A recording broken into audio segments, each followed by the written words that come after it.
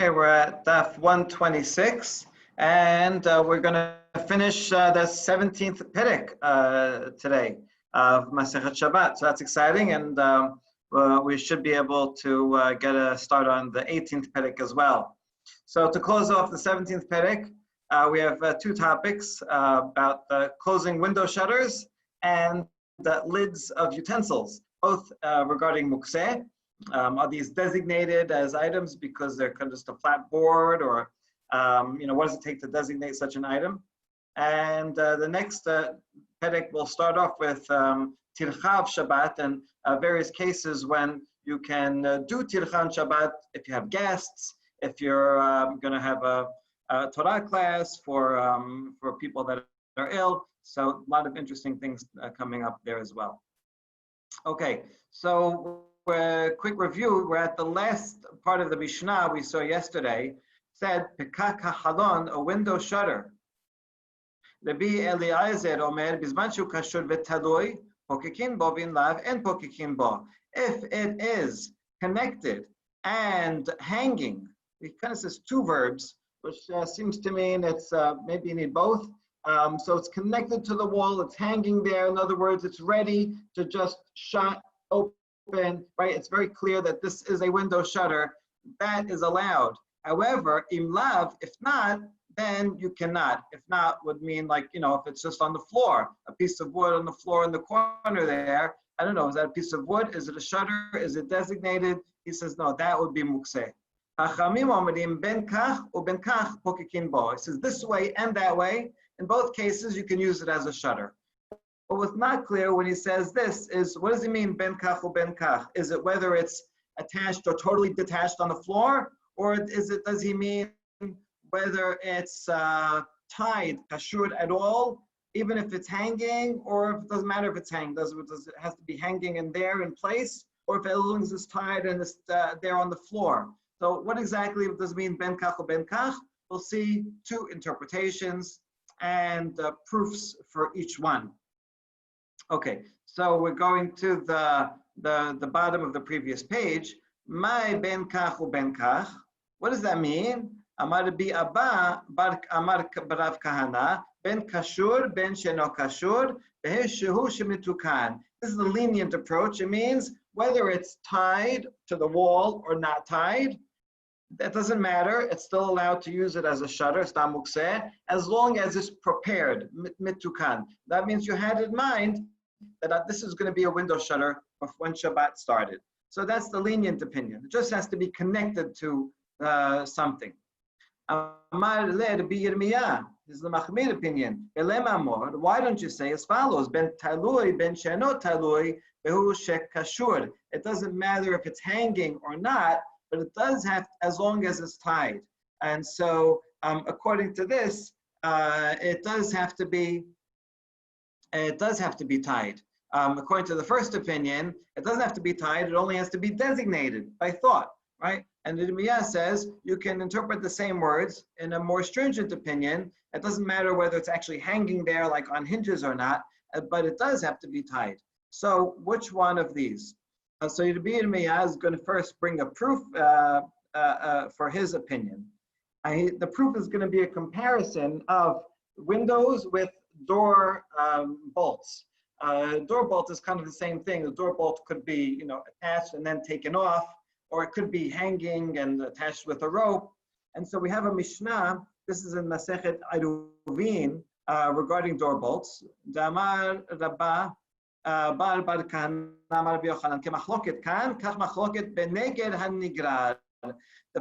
machloket here regarding windows is parallel to that of the dragging door bolt.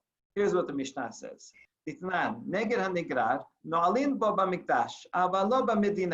comparing the Bet HaMikdash to anywhere else. In the Bet HaMikdash is special because in the Bet HaMikdash you don't have to follow the laws midrabanan, right? Anything midrabanan does not apply in the Bet HaMikdash. Usually these are gezerot, and so if something is a gezerot, because you might come to do something else, in the Bet HaMikdash, they're going to be careful and they're not going to come to do anything else. So Bet HaMikdash, ironically, is more lenient on laws than anywhere else. It's kind of like today also in the Bet Knesset on Shabbat, we say you're allowed to you're allowed to ask the non-Jew to turn on the lights and the air conditioning because of Sorech Rabim. You can do that in Bet Knesset, but you can't do that at home, right? So don't learn from what they do in Bet Knesset. Here also, don't learn from what they do in the Bet HaMikdash. Okay, so we're talking about closing bolts, door bolts in the Bet HaMikdash. As this dragging one, you can use in the Bet HaMikdash, but you cannot use outside the Bet HaMikdash. If it's, that means if it's attached but hanging down.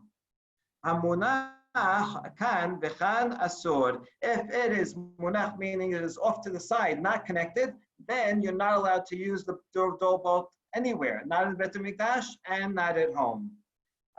Okay, that's the first opinion of Tanna Kama. The Yehuda Omer, he's more mekel. Before he was always more machmir, but in this is more mekel. Hamunach b'mikdash, b'nigrar b'medina. If something in the Bet HaMikdash, if a door bolt is not attached, it's just there in the corner, you can still use it. And anywhere else, even if it's hanging, you also are allowed to use it. So in other words, according to according to the Yehuda, forget the Bet HaMikdash, right? Because what applies to us is what happens everywhere else. According to Yehuda, if it's hanging, the door bolt is hanging, you can use it. According to the first opinion, Tanna Kama is more machmir, and he would have to say it has to be actually attached to the door itself. It can't be hanging down from it and dragging on the ground. And so what you see here is, if you bring this as a parallel, nobody in this Mishnah says that in a regular case, not in Bet HaMikdash, that you can use something that's not attached, that's in the corner, right? And so therefore, the Rabbi Yirmiyah is going to use this as a proof against Rabbi Abba. Rabbi Abba said that the window covering can be separate, right? Munach, just sitting there. But nobody says that regarding the door bolt. So you see that we should follow the more machmir interpretation of Rabbi Yirmiyah. So we're going to just elaborate on this proof a little bit more before we answer it. V'tanya, we have another baraita that elaborates on that Mishnah. What is a case of a dragging door bolt that you can use in the Bet HaMikdash but not anywhere else? It means that it's connected and hanging, and it's on the bottom is on the ground. So that's why it's called dragging. Rabbi Yehuda Omer zeh af medina mutar ela ezer shemedina asur kol she'eno lo kashur velo taloi b'shamto manicho b'keren zavit. Says this one, if it's attached at all, it's allowed even outside the Bet HaMikdash. What is not allowed in the Bet HaMikdash? If it's not attached at all and you just put it in the corner, that's what's not allowed. Right, so that's the same thing that we just said. And now, who is the opinion? We know who Rabbi Yehuda is. Who is the Tanna Kama?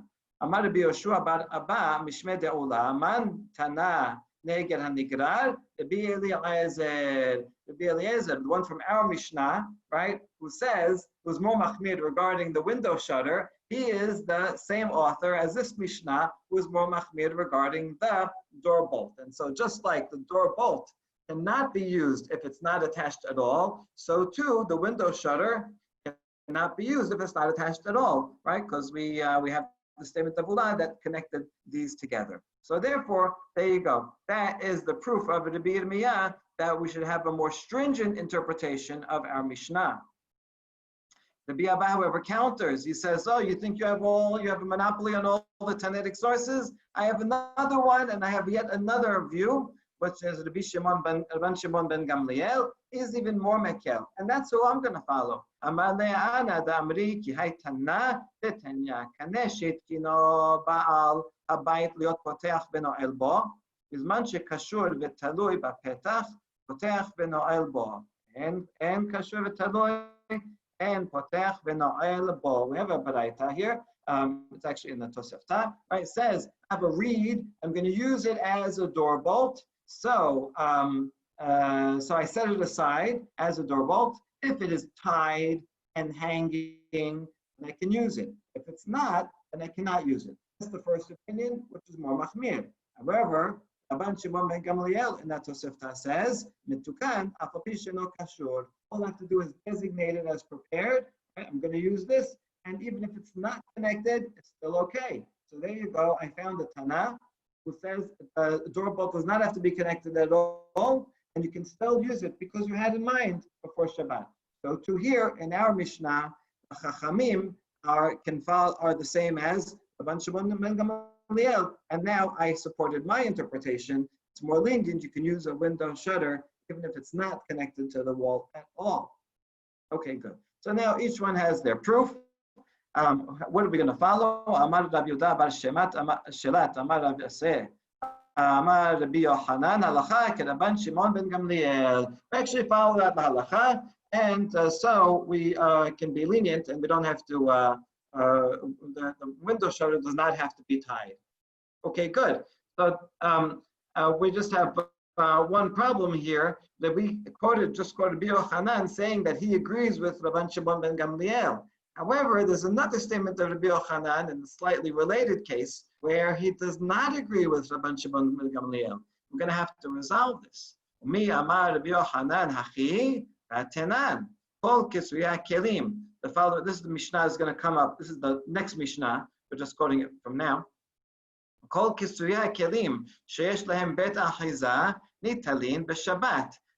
Any vessel cover. So you have like a pot cover. If it has a handle, then it's not mukseh, because that's obviously a handle and it's usable utensil. It's not mukseh.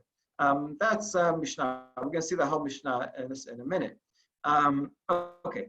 And about the Mishnah, Ba'amar Rabbi Yehuda bar Shela, Amar Rabbi Aseh, Amar Rabbi Yochanan, hu sheyesh torat keli alehen. It's not enough that for it to have a handle, it has to be especially designated as torat keli. It has to be, maybe made in a certain way or useful for something else. And so it needs special designation. That's what Rabbi Yochanan said. But Rashbag does not think it needs special designation. We saw this yesterday, but here we're going to see it again. Maybe you'll say also in the case of the reed that you use as a door bolt that there is a special designation that we made. No.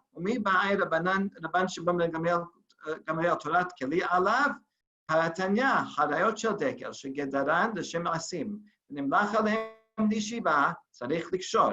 רבן שמעון בן גמליאל אומר, אין צריך לקשור. This is a brayta we saw yesterday. I have some palm branches, and I cut them during the week for firewood. I had that in mind. And then I decided, you know what? I changed my mind. I want to sit on them. Let's say it's all before Shabbat. So the Tanakh says I have to go and tie them together, and that designates them as a utensil for sitting on. I have to do something. And Rashbag says, no, I don't have to. I could just go and think about it and say, I think I'm going to sit on these tomorrow, and that's enough. So you see that you don't need a special designation. And yet Rabbi Yochanan just now said you do need a special designation. So you see he does not follow Rabbi Shimon ben Gamliel. Okay, but we have no problem resolving this. Rabbi Yochanan sabir aleh kevate behada ufaleg aleh behada. He agrees with him regarding whether a door bolt or a window shutter.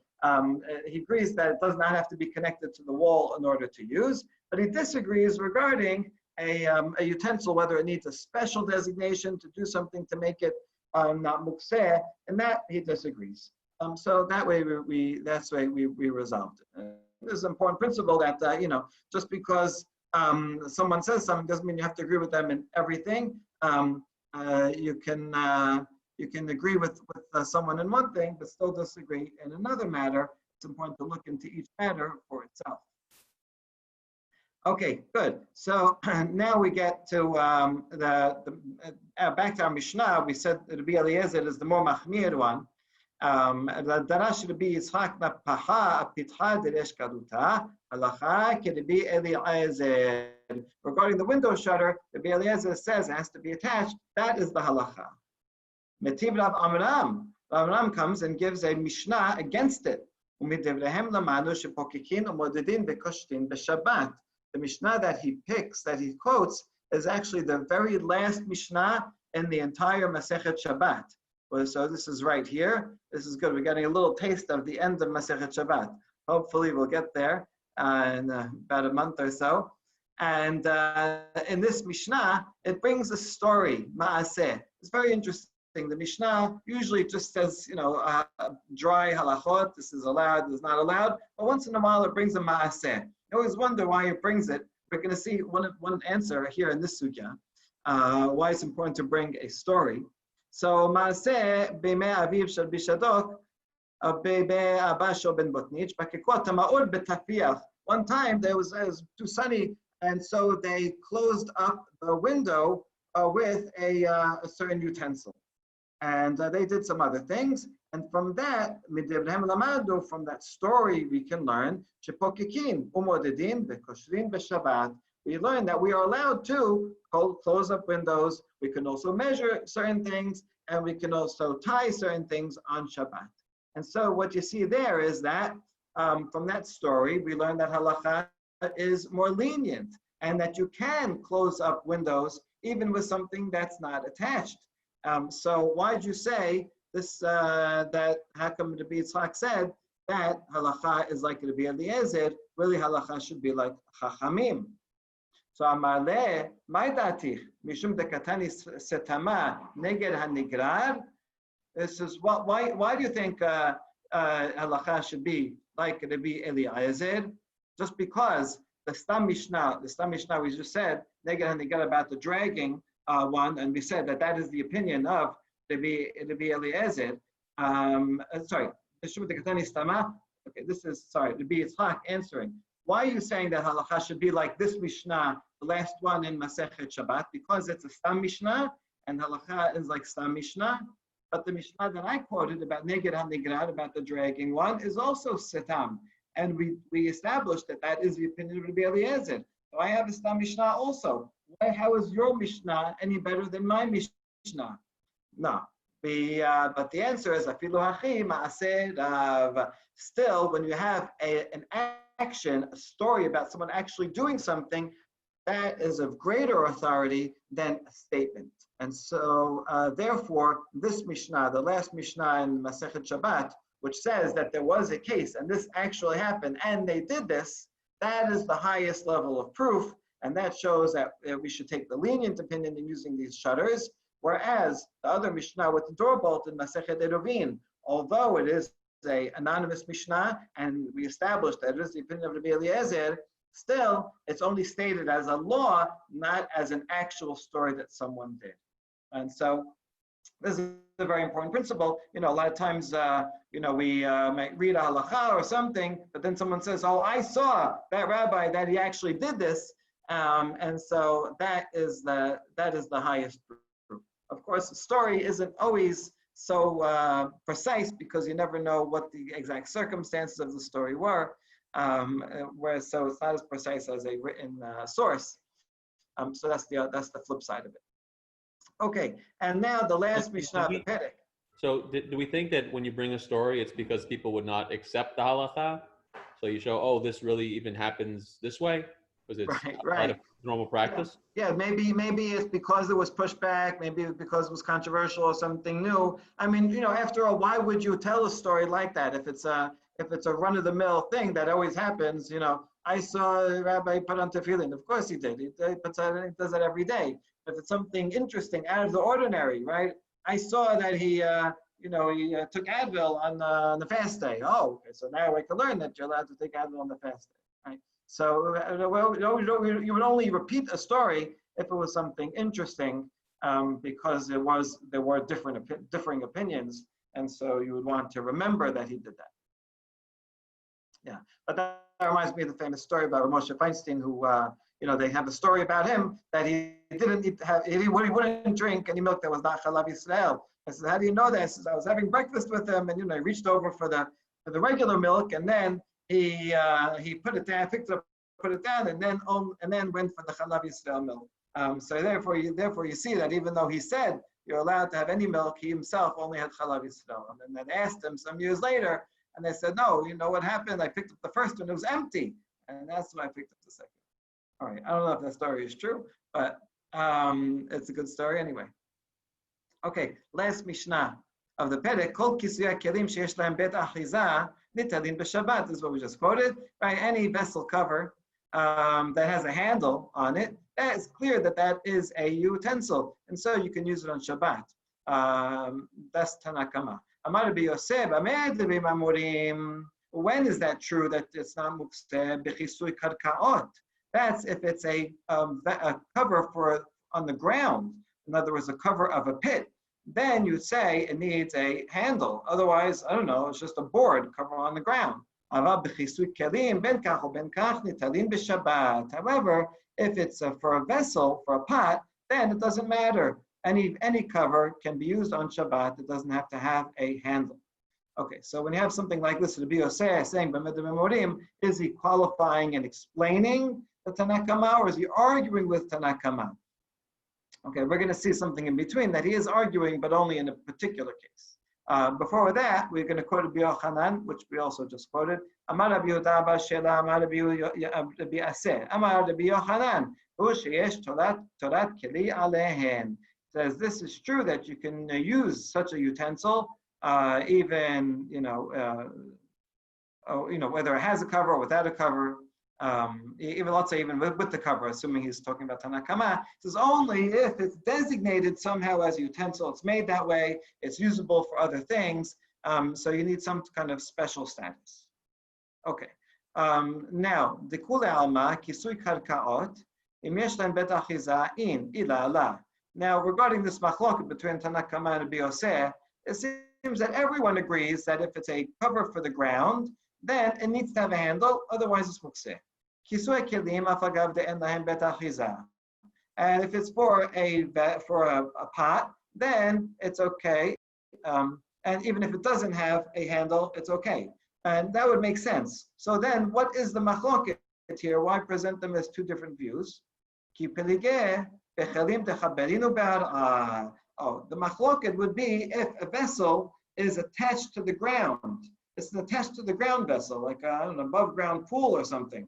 And so, Morasabar Gazrinan, Morasabar La Gazrinan. The Tanakama says that we make a decree because it's attached to the ground. So then you might come, if you use something without a handle on this thing, then you might use something without a handle on the ground itself, because it looks like it is part of the ground. And so make a gezerah. And Rabbi Yosef says, we do not make such a gezerah. Everybody knows it's not an actual pit in the ground. It's a utensil. Happens to be connected to the ground, so we treat it as a utensil.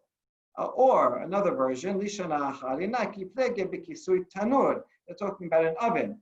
So that's a good example of this. It's really this, it's the same, just another version of this, because an oven is a utensil that is connected to the ground.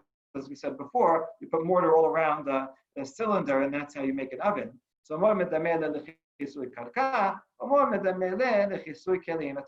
says it's like a cover on the ground because it's attached to the ground. And the second Yosef says, no, it's like a vessel because it is above the ground and it is itself a vessel, and therefore is more mekel, and says you can use it even without a handle. Okay, so Chazakim Bruchim, good job for completing that perek, and we hope to return to it. But let's take a few more minutes and begin with the Mishnah of the next perek. Okay, Mishnah of the next perek is talking about tircha of Shabbat. These are things that are not technically melacha, but still you shouldn't be going and moving large boxes on Shabbat and other things that are not restful. However, there are exceptions to that rule also. If it's for an ill person, for an animal, or for guests, then we can do some tircha. So let's see how this works. I was also going to relate to mukseh. Mefanin, afilu 4 ו-5 קופות של תבן ושל תבואה מפני האורחים ומפני ביטול בית המדרש. Let's say in your living room, you have some boxes of straw and stuff, and you have guests coming over, right? And all of a sudden, maybe they're unexpected, and you have a bunch of guests, or the students are coming over, and you're going to have a class. You're hosting a class in your house, and you see more than you expected. You are allowed to take these big boxes, baskets of straw, and even 4 or 5 of them, and move them out. We're going to see in Talmud it says, well, which one is it, 4 or 5? Okay, but obviously it means, a bunch of them. You're allowed to do that tircha for the guests and for the students. But what you can't do is go and clear out the storeroom. Right? You can't go and clear out an entire storeroom of stuff because you're going to now have a class there. That is too much exertion, not befitting Shabbat, even for the benefit. Good. Now, regarding which actual items depends. It's not any old basket of straw. It actually depends what you're moving out, because some things are mukseh. So the following things you can move because they're not mukseh. Mefanin tiruma tehora. Tiruma, that is tiruma, the gift to the kohen, that is tahor, because it's tahor, it can be eaten. So a kohen can actually eat this. Therefore, it's usable food. And it's not mukseh. Udemai. Demai is something that you got from an Amaretz, who sometimes they're careful, sometimes they're not so careful. So midoraita, it can be eaten. So therefore, this also has a use. Ma'aser rishon shenitela terumato. Ma'aser rishon is the tenth that you give to a Levi. The Levi himself, in turn, has to give a gift to the Kohen. If he did give that, then that ma'aser is edible, usable by a Levi. So that's not mukseh. Maaser sheni v'ekdesh shenifdu. Maaser sheni is on the first, the second, and fourth, and fifth years of a shemitah. We take a tenth of our produce and we give it back to ourselves, but we have to use it in Jerusalem. And so that encourages everyone to go and make a lot of parties and invite poor people and friends and celebrate in Jerusalem. So all those things. The problem is if you live far away and you can't carry all that stuff, you need to redeem it. So you redeem it for money. If all this produce you already redeemed, then the produce is permitted and you can use it on Shabbat. So therefore it's not mukteh. Turmus hayavesh, dry lupins, mipeneshu ma'achal le'izim, even though they're not edible for people, they are edible for goats. And so therefore that is also usable. If you have baskets of these foods, you can move them out of your room, of living room on Shabbat. The opposite, however, is not true. Tebel